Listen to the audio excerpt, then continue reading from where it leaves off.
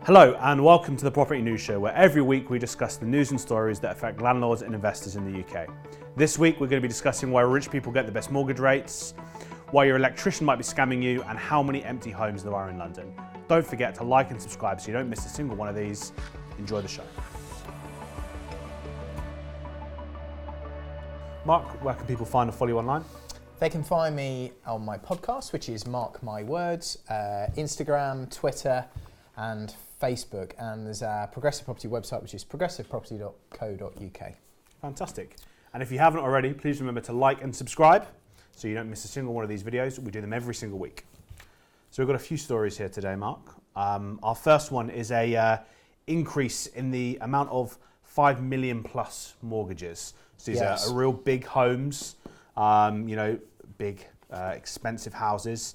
And the story is saying that the low interest rate is luring these kind of more people into these mortgages. What do you think this says? Obviously, it also says primarily it's in London. Yeah.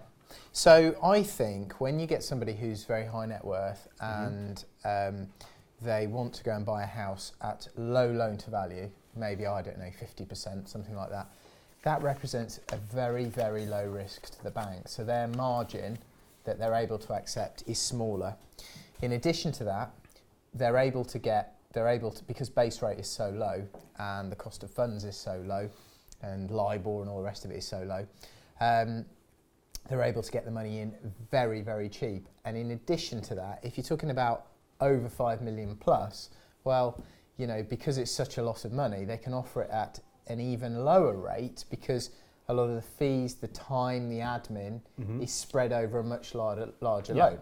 So I've seen examples where they're borrowing at less than 1%, which is just, they could take a mortgage out just on half the value of the property and then invest that. Even if it was in the savings account, they get 1.5. But, they could invest it in some relatively low risk funds and probably get 5, 6, 7%, or maybe buy other properties and sort of get a little bit more than that on investment property. Yeah. So these like rates you mentioned, less than 1%. Yeah. Are they only accessible if you're borrowing, you're mortgaging a very, very large amount? Because a normal, domestic mortgage for yourself or for a buy-to-let, you're never going to get a minus, sub 1% interest rate. I think I've seen the odd one of a normal size at very low loan to value, and I'm talking 50%, maybe something around 60. I haven't seen much at all, on a normal 200 grand mortgage, below 1%. So yeah, it is more towards these. And that's just because of the volume of money involved. Yeah, the volume of money, and also if somebody is really high net worth, then and they usually buy these in their own name. Yeah. They're effectively giving a personal guarantee on the mortgage, as well as having the security of the asset. So the bank, if somebody was worth 100 million and they're giving a personal guarantee, and the bank is only lending half of the value of the asset, the bank would have to see that as very, very low risk. There's no way they could ever not get their money back. Even if you defaulted and sold the house for half what it was worth, they'd still get There's always some risk. Dodgy solicitor or something. Yeah. But yeah. Do you think this is a sign of anything, in the market? We talked about obviously the bounce, the Boris bounce, they're calling it now, with the confidence in the market. Is this a sign of that beginning to take hold and the ripple effect from London outwards, do you think? Well, I think these numbers are specifically to September 19. So I think this article is excluded from that. However, I do think that there has been a bit of a bounce. There is something mentioned about, there is one family mentioned about who bought a house in central London for 65 million. As a direct result of the election. So estate agents have reported a further huge subprime property transaction, or a number of them in the last 2 weeks. So I think it's bound to, isn't it? It's less that anything's changed in the economy yet, or necessarily that loads of confidence has come back, because that takes time to build. The point is the more informed will know that with a huge 80-seat majority and the certainty and the stability with government, you can see the trajectory is really, really good. So that will give them confidence, given me a lot of confidence. So I can see why they've done it. Okay, great, thank you. So our second story we've got here, somewhat tied to the first one, is empty homes in London. Yeah. So this story, there's over 25,000 empty homes in London. This has been something that's been reported on a lot and is one of those stories, I think, that gets used to demonise, landlords and property owners. There are these thousands of empty homes in London, and then you've got thousands of homeless people in London, and look at this problem we have. Yeah. What do you think about this story? 25,000, more than 2012, the highest number since 2012, sorry. And in the same story, obviously, it takes pains to point out the amount of families that rely on temporary accommodation and such. Is there any correlation there? Are they related in any way, or do you think it's, not at all? Well, I think I'd love to see what types of owners, if you could categorise them. I'd love some data on who's doing this, and some evidence as to why they're doing it. If you could show me the type of owner, I might be able to be a bit more specific. So it's a bit of a guess, but I would say that this issue has probably increased as as the tax on, they've increased further regulations and increased tax on landlords. So, if we're talking about clause 24, where you can't offset all the mortgage interest, if these homes are owned by people in their own names, I've heard it before where people say, I'm just not going to rent the property out because I'm going to have to pay this extra tax. Yeah. And actually, in some scenarios, if they've got a mortgage, they will have to pay more tax than they are receiving in net rent. So actually, it is a logical conclusion that they wouldn't, because it's a tax on turnover. It's a bit like VAT. So for some people, there is a logical reason for not renting it out. I suspect a lot of these people are less organised. Maybe they don't understand how to mitigate some of that tax, put these in limited companies. They may be worried about bringing the properties up to standard, maybe haven't got the money to bring the properties up to standard, because there are a lot of regulations now to ensure that they're safe for people to rent. So maybe a little bit of education, because they could probably take out a mortgage on some of these or increase the mortgage to do the works, and then they may end up, if they put them in the right entity and things like that, they may end up with a nice little income. So I think re-education, grants to refurbish some of the properties, I think would be a very good thing, or loans to do that if the council could do that. And then the other thing is, it wouldn't surprise me, I come back to wanting to know who owns them. It wouldn't surprise me if some of these were institutions, maybe, there may be some housing associations there'd be some real naming and shaming there, maybe some councils, that have just sort of forgotten. I know every now and again a property gets repossessed, and I've seen ones where the bank has forgotten about it and it just gets lost in the system, and nothing ever happens, and it just sits there empty. Or as you say, maybe housing associations that are bound by stricter laws for the quality of the housing and can't afford to get them up to scratch, asbestos, so instead leave them empty. Yeah, asbestos or some other form of contamination. They don't want to spend the money, haven't got the money, whatever, and they leave them empty. So there's all that. I would also, I haven't got in my head how many dwellings there are in London, but I would say that there would be a portion of these that are temporarily empty. So maybe there's a street somewhere, a housing association owns it all, they know that they're going to do the work, maybe it takes them 6 months to sort of organise everything, organise the contractors, whatever. They sit empty, then the works sort of go on, and then it ends up on the empty homes register. I don't know after what period it ends up on that, but these could be technical or technically empty, but really they're sort of short-term empty, and then the plan is to sort of re-tenant them or to sell them. So there will be a portion of that in that category. Like I say, it'd be very interesting, 25,000. It sounds like a lot, probably in regards to London. How many dwellings in London? There's probably a small percentage. Well, if we think, I don't know the population of sort of Greater London, you any idea? I think it's well over 5 million. Okay. And I'm guessing, well, if you're right in the middle, I mean, I had 7 in my head.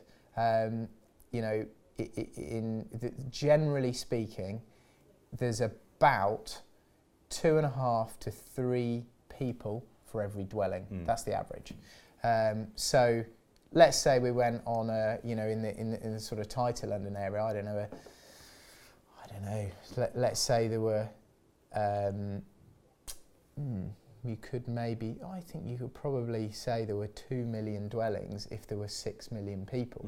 So 2 million, 25,000 empty homes within 2 million dwellings, well, starts to look sort of, I don't know, not quite so bad, does it? And it's a large number, but if you look at it as a percentage of the overall, is that any worse than any other town? Probably not. It's just a big showy number. And like knowing who owns them. It's 1%, isn't it? I mean, I don't know. I'd love to see what the numbers are nationally. Yeah, it'd be good to, maybe we can revisit this if we get some more information at a later time. Like, of the 25,000, not only who owns them, but how many of them are actually livable. Because if only half of them are actually livable, In the bottom of the story, it mentions Boris Johnson, when he was Mayor of London, was a big advocate of, releasing up some of these homes and, wanted to support this issue. Now he's Prime Minister. Do you think there'll be any movement on that? Do you think he could do anything to change this? Or do you think it's very low on his priority list right now? I mean, there's a load of other stuff that's going to come before this, but, I would say landlord re-education, some sort of, back off on the landlords, back off on the extra sort of taxes, try and bring some, incentives in to let stuff like this out. All right, regulation's fine, but don't make landlords your border force, Yes. And, back off on some of the other irrelevancies. Try and promote and don't demonise landlords. You'll get more sort of wanting to rent them out.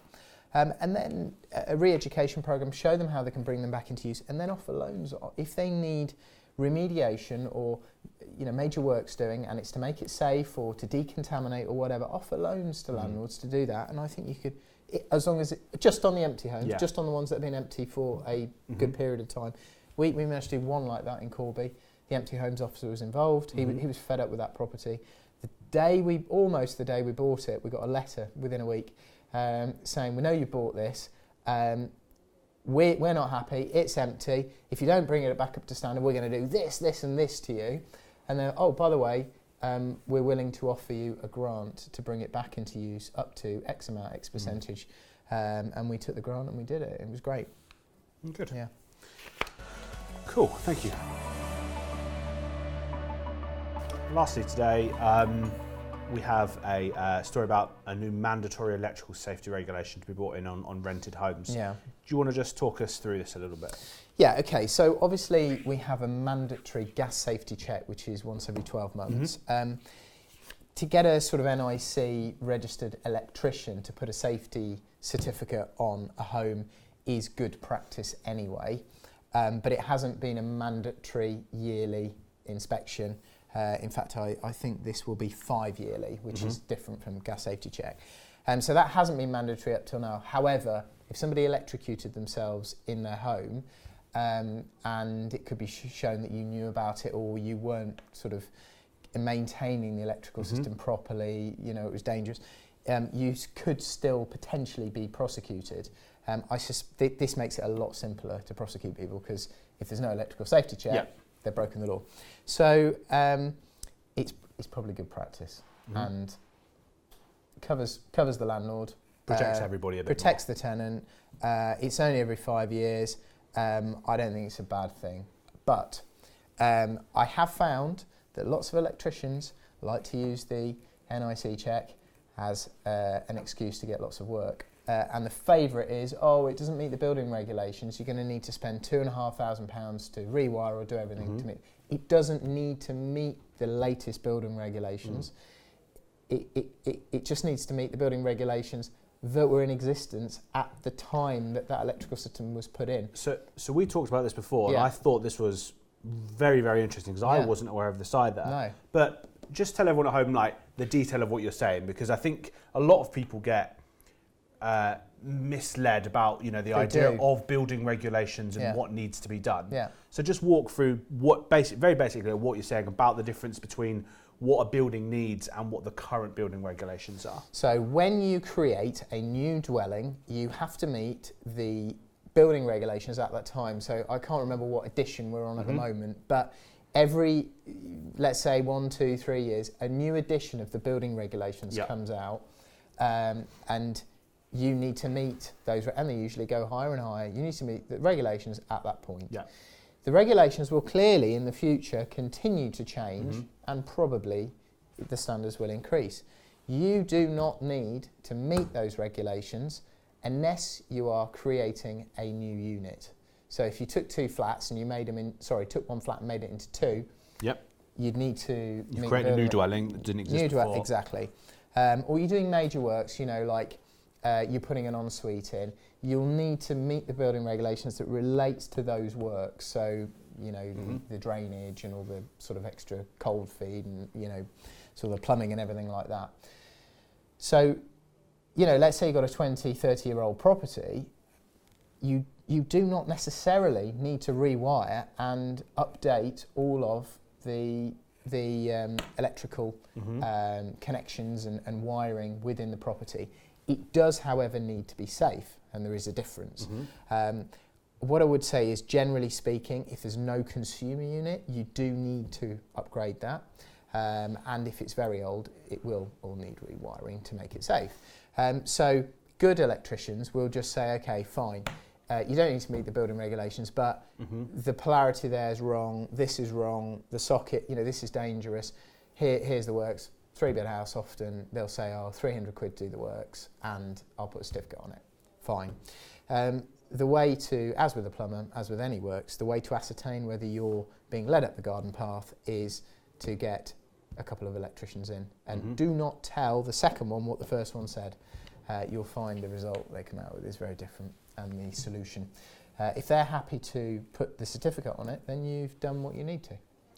I think that's very useful. I think a lot of people will probably spend a lot more than they need to when you because when you hire a plumber or an electrician, you're hiring an expert, and then when they tell you they're conflicted, this isn't up to current code, people are like it's a worry, a fear, and then you feel like you need to meet selling. That. Yeah. But absolutely you don't. So stay informed, make sure you're up to the most current, but the one that the house was built at, or current for any new thing that you've been It's doing. like asbestos removal. The guys that come round and are licensed by the government to do an asbestos report are conflicted.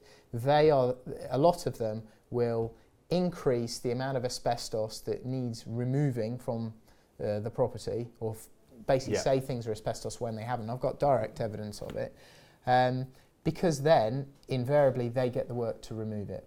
As with plumbers and electricians, lots are really honest, but they are conflicted, and they are incentivised to find problems that do not exist to inflate works. The amount of the works that are necessary, or they purport to be necessary. So this is coming in by April 2021. So there's a bit of time for landlords to get ready. I think July. July 2020 for new tenancies. And then April 21 for existing tenancies. Okay. Which is quite interesting. So if you have a current, a sitting tenant, you're absolutely fine. You've got a year to get yourself in order. Yeah. If you're renting from July this year in a new property, you'll need to have this certificate. Just get an NIC. They need to be registered with NIC. Make sure they are. Go on the NIC website, and it will show if they've got a registration. Yeah. Okay, great. Any other advice? Where do you find your tradesmen? What would you use the most often letting agents, because they want to use the people who are reliable and often don't charge too much. So that's my favourite source for workmen. Letting agents, and obviously if they're gas safe as well, they need to be registered. Check on the website. Drive around, have a look at who's doing little refurbs, and then just stop, have a look inside, and then go and talk to them.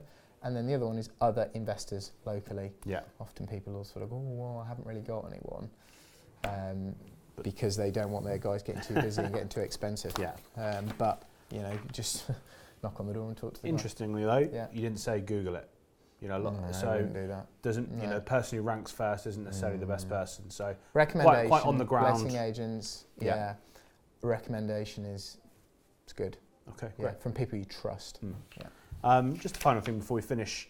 You mentioned, you know, when we talked about the empty homes, you know, landlord education is, you know, poor. Yeah. You know, and that could lead to a lot of this. Yeah. Obviously, you know, you've got your own vested interest, but where would you say is a good place to start for landlords to get up to speed with what they need to be doing, you know, so they can start making money in these homes, and that puts more homes back in the marketplace? Well, obviously progressive property, but in addition to that, the NLA have really good stuff. Yeah. So National Landlords Association. You can read loads on there. There's loads of sort of legal advice, and you know, gives you an idea of everything that you know you need to do to bring it up to standard. I'd say that's probably the best resource. Obviously, letting agents generally have to be up to speed on all this stuff, so they will usually do it for you, as long as they're good. Make sure that they're registered with NALS or ALA, or with UCALA. There's a lot of gov.uk. I use that quite a lot. You can go on Google, go on the government website, and it will show you exactly, very clearly, what you need to rent a property, what documentation, what needs to be done. I use that for health and safety a lot, because you ask an architect or a health and safety specialist, and often you get old information or a bit of a garbled response.